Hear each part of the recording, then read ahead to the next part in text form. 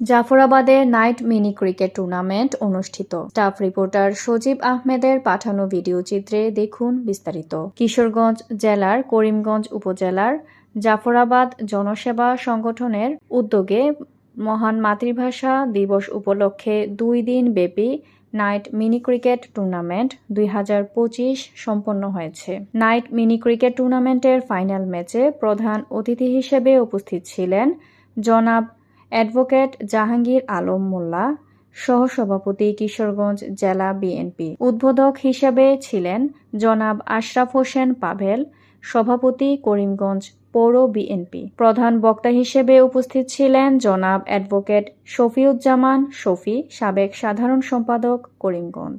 বিশেষ অতিথি জনাব অ্যাডভোকেট দিলওয়ার হোসেন, সহসভাপতি করিমগঞ্জ উপজেলা বিএনপি। জনাব মোহাম্মদ হারুন সরকার, সাধারণ সম্পাদক করিমগঞ্জ পৌর বিএনপি। জনাব মোহাম্মদ মুস্তফা কামাল, চেয়ারম্যান 11 নং নোয়াবাদ ইউনিয়ন পরিষদ। জনাব মোহাম্মদ জাহাঙ্গীর আলম, প্যানেল চেয়ারম্যান 10 নং জাফরাবাদ ইউনিয়ন পরিষদ। জনাব মোহাম্মদ শাহিন সরকার, সাবেক সদস্য করিমগঞ্জ উপজেলা বিএনপি। জনাব মোহাম্মদ শিহাব উদ্দিন হানিফ, 1 নং সদস্য সচিব করিমগঞ্জ উপজেলা যুবদল। জনাব মোহাম্মদ আবু বাক্কর, সাবেক বিএনপি নেতা। জনাব মোহাম্মদ রাকিব আকুঞ্জি, সদস্য সচিব করিমগঞ্জ উপজেলা ছাত্রদল। জনাব মোহাম্মদ আজহার আলী, সাবেক সাধারণ সম্পাদক জাফরাবাদ ইউনিয়ন বিএনপি। আরও উপস্থিত ছিলেন হিমেল হাসান ইমন, সভাপতি জাফরাবাদ জনসেবা সংগঠন।